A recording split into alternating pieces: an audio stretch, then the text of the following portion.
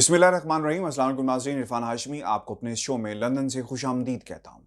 Viewers, आज हम 4 खबरों पर तफसील से बात करेंगे। पहली खबर जिसका ताल्लुक सदारती ऑर्डिनेंस से है, सेनेट इलेक्शन से मुतल्लिक ये फैसला सुप्रीम कोर्ट ऑफ पाकिस्तान का किसके लिए चैलेंज बन सकता है, इस पर तफसील से हम बात करेंगे। दूसरी अहम खबर, ब्रॉडशीट एक और बैंक अकाउंट मुंजमद हो गया। सियासतदानों तुम्हें सलाम, और ब्रॉडशीट से मुतल्लिक आपके सवालात के मैं आज जवाब दूंगा और पूरी टाइमलाइन आपके सामने रखी जाएगी कि क्या खेल खेला गया है इस ब्रॉडशीट के तनाजुर में, और पसे पर्दा ताकतें, सियासी ताकतें कौन सा खेल खेल रही हैं और खिलाड़ी कौन हैं। व्यूअर्स, ये मैं हूं, ये मेरा भाई है और ये मेरी पार्टी है, ये जुमला किस पर फिट होता है, इस पर भी तफसील से बात करेंगे। और आखिर में पाकिस्तान पीपल्स पार्टी एमक्यूएम को कुछ ऑफर करवा रही है, इसकी हकीकत क्या है और मीडिया ने, जिसे मैं झूठा मीडिया कहता हूं, क्या किरदार अदा किया, इस पर भी हम तफसील से आज बात करेंगे। ब्रॉडशीट एक और बैंक अकाउंट मुंजमद, सियासतदानों तुम्हें सलाम। व्यूअर्स, ब्रॉडशीट वो तोहफा है जो सियासतदानों ने पाकिस्तान को दिया। हमने जब ये खबर की थी, कावे मुसावी का इंटरव्यू किया, तो मकसद ये था कि उन ताकतों को बेनकाब किया जाए जो पाकिस्तान के अंदर पाकिस्तान को नुकसान पहुंचाती रही हैं। मुशर्रफ हुकूमत के अंदर ब्रॉडशीट का मुआहदा हुआ चोरों को पकड़ने के लिए। चोर पकड़े नहीं गए, क्या सिचुएशन है वो आपके सामने है। और फिर नेशनल रिकंसिलिएशन ऑर्डर, जिसे देने वाले खुद कहते हैं कि ये उनकी सबसे बड़ी गलती थी कि सियासतदानों को नेशनल रिकंसिलिएशन ऑर्डर दिया गया, एनआरओ दिया गया, जिसका नतीजा आज पूरा पाकिस्तान भुगत रहा है। जब आप एनआरओ देंगे, एक कंपनी को हायर करेंगे और फिर उस कंपनी को कहेंगे कि इन लोगों के खिलाफ तहकीकात को रोक दिया जाए, तो फिर क्या होगा व्यूअर्स? वो कंपनी अपनी उजरत का तकाजा करेगी और फिर एक हुकूमत के बाद दूसरी हुकूमत आएगी और फिर हुकूमतें बदलती रहेंगी, लेकिन इस कंपनी को पैसे नहीं दिए गए। और फिर जब इन्होंने अदालतों का दरवाज़ा खटखटाया, वहाँ पर उन्हें इनके हक में फैसले मिल गए और फिर इस हुकूमत के दौर में ये पेमेंट हो जाती है, जिसे बार बार कंट्रोवर्शियल बनाया जा रहा है। आपको याद होगा, मैंने जब ये इंटरव्यू किया तो मैंने आपको एक चीज़ कही थी और उसके बाद वो खबरों का एक सिलसिला, एक पूरी टाइमलाइन मौजूद है कि किस तरह जफ़र क्यूसी का करैक्टर सामने आता है और कावे मुसावी को कंट्रोवर्शियल बनाने के लिए इंटरव्यू उसने किया कि मुझे ऑफर करवाई गई थी। फिर कावे मुसावी का इंटरव्यू आया जिसमें उसने कहा कि जफ़र क्यूसी को मैंने कभी अप्रोच नहीं किया। और फिर अंजुम डार का इंटरव्यू आया। अंजुम डार साहब सिर्फ मखसूस लोगों को इंटरव्यू दे रहे हैं, लेकिन वो हमारे जैसे सहाफ़ियों को इंटरव्यू नहीं दे रहे। इसकी भी बहुत सारी वजूहात हैं ताकि हम उनसे सही सवाल ना कर सकें। और फिर व्यूअर्स, दूसरी इंपॉर्टेंट बात यह है कि कावे मुसावी को एक तरफ कंट्रोवर्शियल बनाया गया, उससे जुड़ी खबरों को सामने लाया गया और फिर डेविड रोज वर्सेस कावे मुसावी का एक एपिसोड शुरू हुआ कि इसने भी पैसे मांगे थे और फिर कहा गया कि इसने भी पैसे मांगे थे। तो हो ये रहा है कि ब्रॉडशीट को कंट्रोवर्शियल बनाया गया। और फिर मरीम नवाज का भी बयान आपको याद रखना होगा, जिसमें उन्होंने कहा कि एक जज को कि आप हट जाएं, नहीं तो पता नहीं क्या हो जाएगा। तो व्यूअर्स, कंट्रोवर्शियल बनाया जा रहा है इस पूरी टाइमलाइन पे। अगर आप नज़र दौड़ाएं, लंदन के अंदर डेविड रोज का मुकदमा जो उसके खिलाफ था, यहाँ पर शुरू होता है, तो फिर उसी चीज़ को पाकिस्तान में शहबाज शरीफ साहब इस्तेमाल करते हैं। जब उनका बेटा बाहर निकलता है तो वो भी इसी चीज़ को इस्तेमाल करता है, ब्रॉडशीट का नाम लेता है, फिर रेमंड डेविस का नाम लेता है, फिर कोई तस्हीह करवाता है तो रेमंड डेविस से वो डेविड रोज का नाम लेते हैं।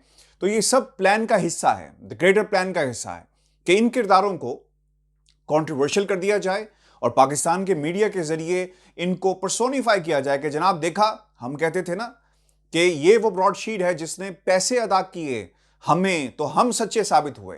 हालांकि वो पैसे जुर्माने की शक्ल में नहीं है। आज भी आप मुख्तलिफ जो वेबसाइट्स हैं वहां पर जाकर देखें, मरीम नवाज ने कहा है कि जुर्माना देना पड़ा, हालांकि वो कॉस्ट थी, लीगल फीस थी जो पे की गई।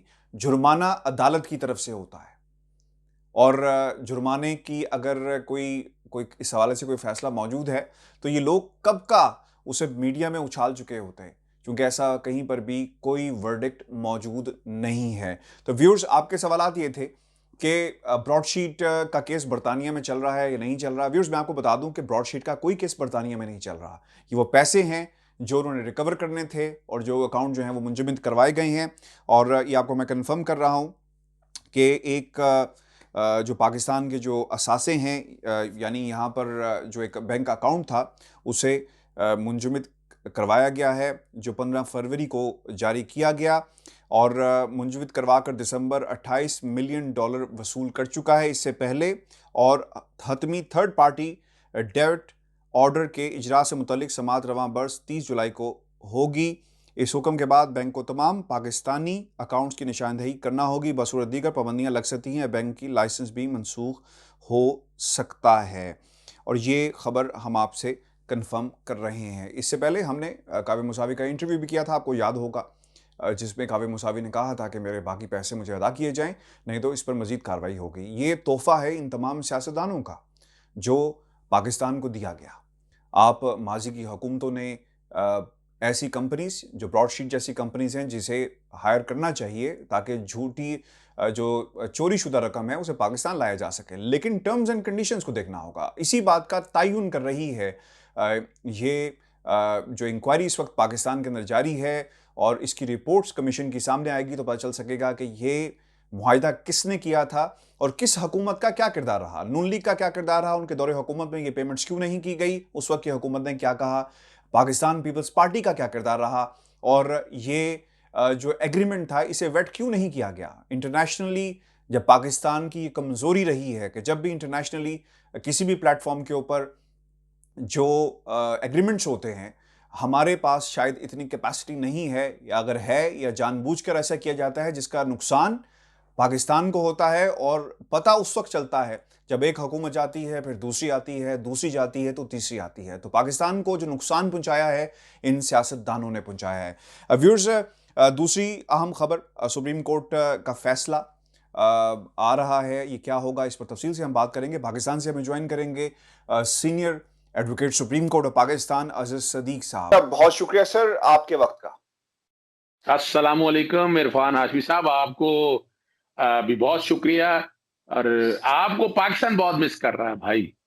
आप वो दिन याद है, लॉयर्स मूवमेंट याद है, फिर आपका हाई कोर्ट के वो चौराहों में बैठना, बरगद के दरख्त के नीचे बैठना, वो दोस्त आप जो इकट्ठे बैठ के हम टी रूम में बैठा करते थे और कभी कभी प्रेस क्लब में खाने के लिए भी जाते थे। तो वो लोग मिस कर रहे हैं आपको, और पाकिस्तान बहुत मिस कर रहा है। और आपने जिस तरह मेहनत की है पाकिस्तान से बाहर बैठ के इंग्लैंड में पाकिस्तान का नाम रोशन करने के वाले से यूट्यूब के ऊपर हक और सच की बात कहने पे बड़ा मुश्किल है, वरना तो आपको पता है यहाँ 5th जनरेशन वार चल रही है। अपना Maryam Nawaz social media networking ने झूठ खरीदने के लिए इतना कुछ, यानी अमूमन आप देखें वो ट्वीट, यानी आज संडे वाले दिन सब छुट्टी होती है उन लोगों की क्योंकि मुलाजमत पे नहीं ना होते वो लोग। तो वो सारा जो है ना, तो ये तो आपको क्रेडिट जाता है।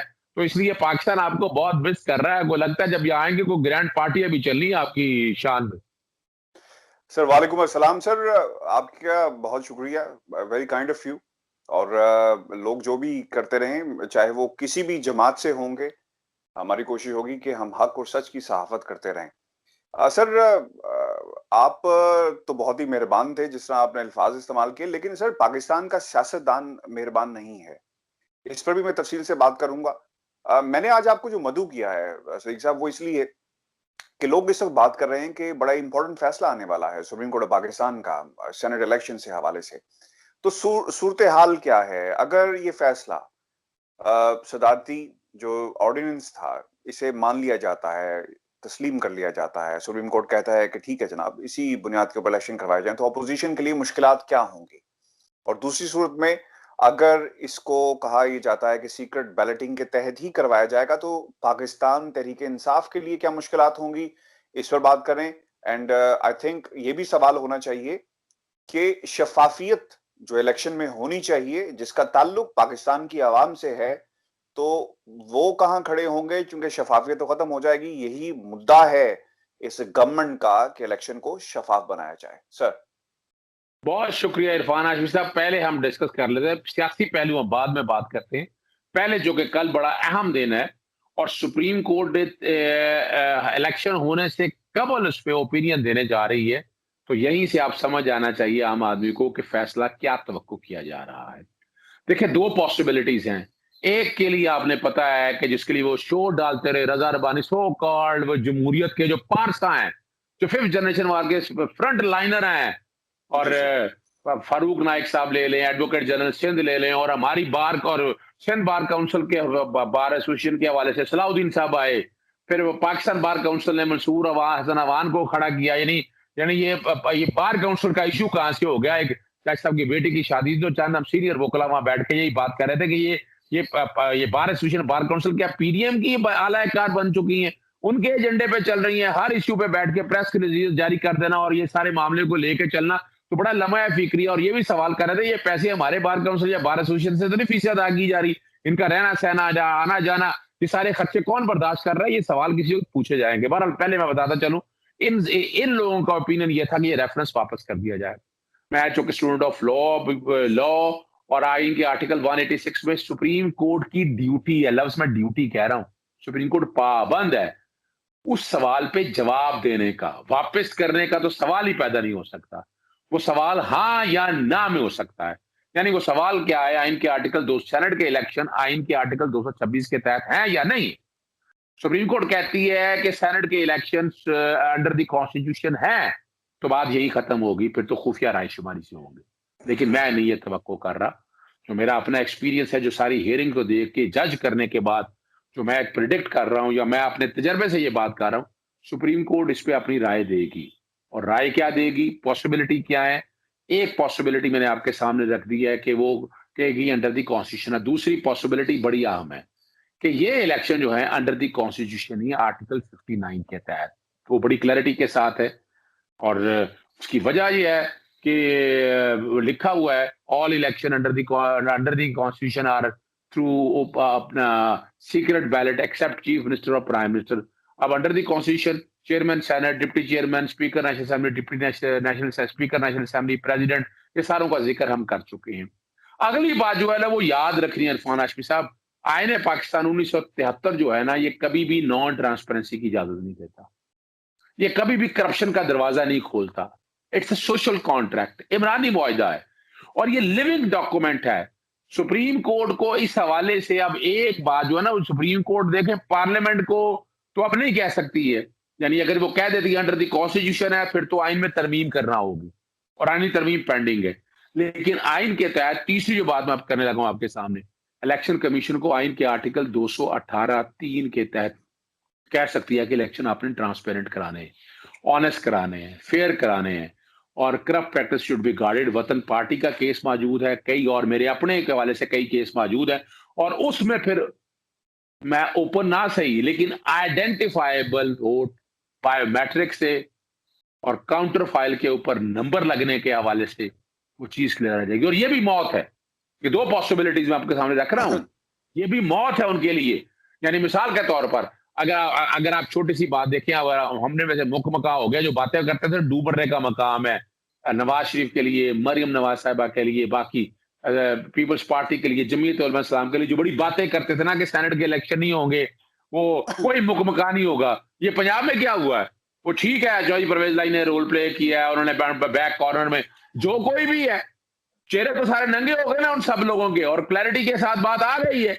अब प्रॉब्लम यहाँ ये कि आया अब इलेक्शन होना है सिंध के अंदर, सुबह सरहद में, खैबर पख्तूनख्वा में और बलूचिस्तान में और इस्लामाबाद में।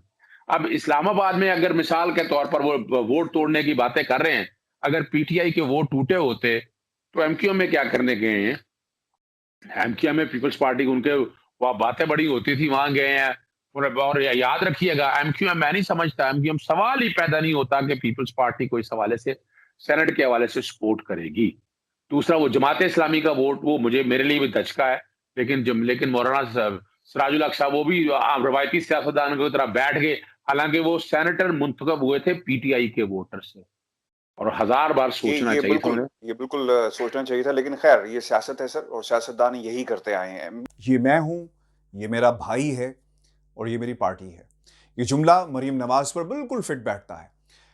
जब वो रिसीव करने जा रही थी तो उस वक्त उन्होंने बड़े बड़े दावे किए, और कल के माहौल से आपको पता चल चुका होगा, जो नारे भी लगाए गए उसमें मरीम नवाज कहीं पर मौजूद नहीं थी। और जिन लोगों का, जिन सियासतदानों का जिक्र किया गया, उसमें भी मरीम नवाज़ कहीं पर मौजूद नहीं थी। तो ये एक लकीर है जो शहबाज शरीफ के बेटे हमज़ा शहबाज ने बाहर निकलते ही खींच दी है। कल का इम्पोर्टेंट इवेंट ये भी रहा कि अगर ब्रॉडशीट इनको मालूम है कि कुछ ना कुछ ऐसा ज़रूर इस कमीशन की रिपोर्ट में सामने निकलेगा जिसको संभालना मुश्किल हो जाएगा, इसलिए पहले से गेम सेट की जा रही है। बार बार ब्रॉडशीट को मिलान करने की कोशिश की जा रही है और ये कल हमज़ा शहबाज ने अपने उस खिताब में भी किया। तो व्यूअर्स, हदबंदी कर दी गई है और टास्क दे दिए जाएंगे और रोल दे दिए जाएंगे हमज़ा शहबाज को भी और मरीम नवाज़ को भी, ताकि पाकिस्तान मुस्लिम लीग नून के अंदर मज़ीद जो तकसीम है इससे बचा जा सके। लेकिन अब इस जमात को तकसीम से कोई नहीं बचा सकता और हमज़ा के गिर्द घेरा मज़ीद तंग होगा, आप देखेंगे। और मज़ीद केसेस जो जिन पर कार्रवाई होना बाकी है वो भी आपको आने वाले दिनों के अंदर डेवलपमेंट्स नज़र आएंगी। उस केस के अलावा जो नैब ऑब्वियसली जिस बुनियाद के ऊपर वो बाहर आए, एविडेंसेस रिकॉर्ड पर लाए जा रहे हैं और निशानदही की जा रही है, इसके अलावा केसेस मौजूद हैं। आखिर में जो खबर आपके साथ हम शेयर कर रहे हैं वो एमक्यूएम को जो ऑफर करवाई गई है पाकिस्तान पीपल्स पार्टी की तरफ से, जिस पर उनका बयान भी सामने आ गया है कि इत्तेहाद को कुर्बान नहीं कर सकते। इस पर पाकिस्तान पीपल्स पार्टी ने गेम खेली। वो गेम ये थी कि वो 2 सीट्स का कह रहे थे कि हम हक में एमक्यूएम के दस्तबरदार हो जाएंगे, लेकिन ऐसा ग्राउंड के ऊपर मुमकिन नहीं है क्योंकि एमक्यूएम के जनरल सीट के ऊपर 2 उम्मीदवार मौजूद ही नहीं। तो किस बुनियाद के ऊपर पाकिस्तान पीपल्स पार्टी उन्हें ये ऑफर करवा रही है? फैसल सब्जवारी जनरल सीट के ऊपर और इसके अलावा एक खातून जो वुमेन सीट है वहाँ पर मौजूद हैं, यानी इलेक्शन में हिस्सा ले रहे हैं। तो पाकिस्तान पीपल्स पार्टी का ये कहना बिल्कुल गलत है। इसे मिस रिपोर्ट किया गया है पाकिस्तान के सबसे बड़े मीडिया ग्रुप की तरफ से। और अब अगर आप उनकी खबरों की टाइमलाइन देखें तो आहिस्ता आहिस्ता इससे पीछे हटते हुए आपको ये ग्रुप जो है वो नज़र आएगा। लेकिन आपको कंफर्म हम कर रहे हैं कि ये जो शोशा मैं इसे कहूँगा जो छोड़ा गया था हक में दस्तबरदार होने का, ये टेक्निकली पॉसिबल ही नहीं था। अगर कोई उम्मीदवार मैदान में मौजूद ही नहीं होगा तो ये किसके हक में दस्तबरदार हो रहे थे? तो ये वो झूठ है जो पाकिस्तान पीपल्स पार्टी की तरफ से घड़ा गया और फिर बयान अब सामने आ चुका है, रद्द-ए-अमल सामने आ चुका है एमक्यूएम पाकिस्तान का कि वो इत्तेहाद को कुर्बान नहीं कर सकते। और एमक्यूएम की जो सियासत है वो पूरी कौम जानती है और वो लोग जो सियासत को फॉलो करते हैं वो भी जानते हैं कि किस किस्म की ये लोग सियासत करते हैं। ये हमारा आज का शो है व्यूअर्स, अपने कमेंट्स हमें ज़रूर भेजिएगा और चैनल को सब्सक्राइब करना मत भूलिए। मुझे इजाज़त दीजिए, अल्लाह ने के बाद।